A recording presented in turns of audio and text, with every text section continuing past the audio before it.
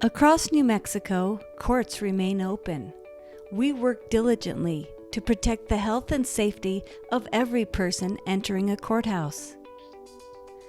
Expanded cleaning occurs throughout the day in courtrooms, jury assembly areas, lobbies, restrooms, offices, and particularly high-touch surfaces like doorknobs, elevators, and countertops. Certified cleaning products are used to disinfect and sanitize. When entering a courthouse, each person undergoes temperature checks and health screening questions. Masks are required for everyone. Safe physical distancing is strictly enforced for proper spacing among people.